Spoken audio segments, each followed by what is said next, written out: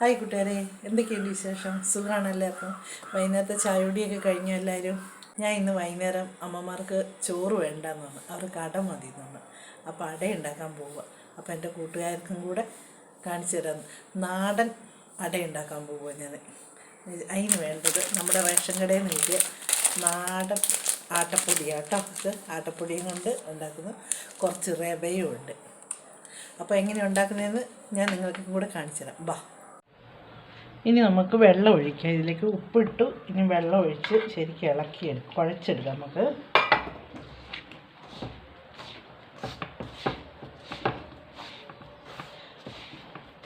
എല്ലാവരും ഓർക്കും എന്തിനീ റവ ഇടുന്നതെന്നല്ലേ?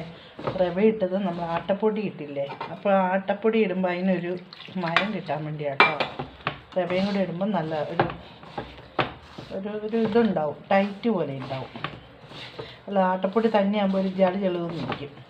അതിന് നല്ലത് ഇച്ചിരി റവയും കൂടി ഇടുവാണെങ്കിൽ സൂപ്പറാക്കി എടുക്കും നമ്മുടെ അട. ഇതൊക്കെ എൻ്റെ പപ്പയാട്ടോ എന്നെ പഠിപ്പിച്ച് തന്നത്. എൻ്റെ പപ്പ ഒരു കുക്കായിരുന്നു, റോബിൻസ് കാറ്ററിലെ മെയിൻ കുക്കായിരുന്നു. അപ്പം പപ്പയാണ് എന്നെ എല്ലാം പഠിപ്പിച്ച് ഓരോന്ന് തന്നതൊക്കെ. അങ്ങനെയാണ്.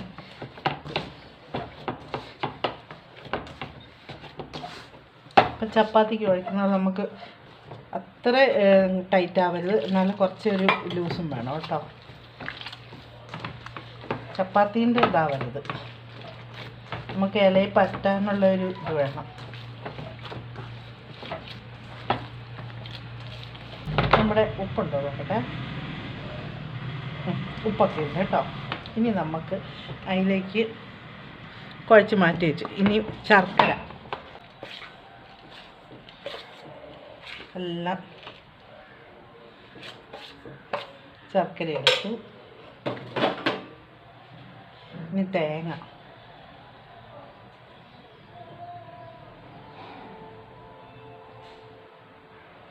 എടുത്തു. ഇനി നമുക്ക് ഇതിലേക്ക് വേണ്ടത് ഏലക്ക പൊടിച്ചത് പൊടിച്ച്, പിന്നെ ഇച്ചിരി നെയ്യും അണ്ടിപ്പരിപ്പൊക്കെ ഉണ്ടെങ്കിൽ നല്ലതാട്ടോ. നമുക്കതൊന്നും ഇല്ലല്ലോ. ജീരകം വേണം. ഇത് നന്നായിട്ട് ജോയിൻ്റ് ആക്കണം. ശർക്കരയും തേങ്ങയും ഏലക്ക ജീരകം എല്ലാം കൂടെ നന്നായിട്ട് കൂട്ടി ജോയിൻ്റ് ആക്കട്ടെ. അങ്ങനെ നമ്മൾ ദോശക്കല്ല് അടുപ്പത്ത് വെച്ചോട്ടോ. ഇനിയിപ്പോൾ നമുക്ക് ഇലയൊക്കെ കഴുകി വെച്ചതാണ്. ഇനി നമുക്ക് പരത്താൻ വേണ്ടിയുള്ള കുറച്ചെടുത്ത് പരത്താം കേട്ടോ. നൈസായിട്ട് എടുക്കണം, എന്നാലും നമുക്ക് ഇതിൻ്റെ ഉള്ളൊക്കെ വേവണ്ടേ.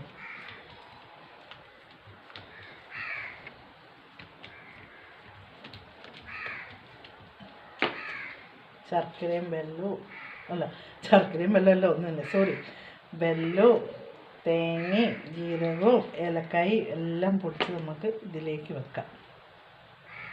എന്നിട്ട് ഇതിങ്ങനെ കാണുന്നുണ്ട്, മടക്കണം ഇങ്ങനെ. അത് കഴിഞ്ഞിട്ട് നമുക്കൊരു കാര്യം ചെയ്യണം. ഇല വെക്കുന്നതാണ് പെട്ടെന്ന് കരിഞ്ഞ് പിടിക്കാതിരിക്കാൻ വേണ്ടി നമുക്ക് കുറച്ച് എണ്ണ വെക്കും ദോശക്കല്ലിൽ. നമുക്ക് നമ്മളാക്കി വെച്ചേക്കുന്ന ഇതെടുത്ത്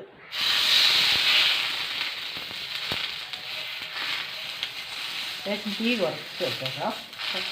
ഇനിയിപ്പോൾ ഇത് നമുക്കത് മറിച്ചില്ല.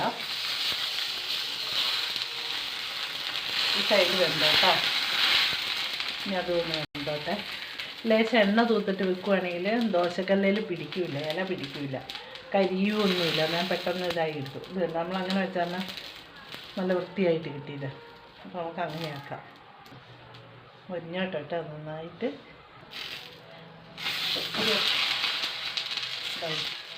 റവ ഇട്ടാരണം നല്ല ഇതാട്ടോ. അപ്പോൾ ഇനിയിപ്പോൾ ഇത് ഇവിടെ കൊണ്ട് വരുന്നില്ലെങ്കിൽ ഇത് നമുക്ക് ഇങ്ങനെ പിടിക്കാം. നമ്മുടെ ഇന്നത്തെ നാടൻ പുട്ട്. പണ്ട് കാലത്തുള്ളവരെല്ലാവരും ഇങ്ങനെയല്ലേ ചുട്ടില്ല കഴിക്കുന്നത്. നല്ല ടേസ്റ്റാട്ടോ. ഈ ഇലേൻ്റെ മണവും ഈ ഇതിൻ്റെ എല്ലാം വെല്ലത്തിൻ്റെയൊക്കെ നല്ല മണമല്ലേ, അപ്പോൾ കഴിക്കാൻ നല്ല ടേസ്റ്റാണ്. നല്ല തിരിച്ച് മറിച്ച്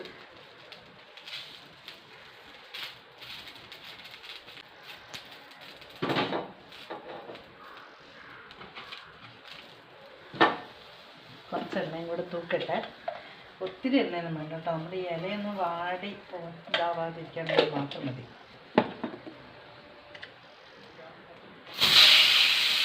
അതാവട്ടെ. അതിൽ നിന്ന് ഇതുണ്ടോ നമ്മൾ ഇലയട ഉണ്ടാക്കിയത്.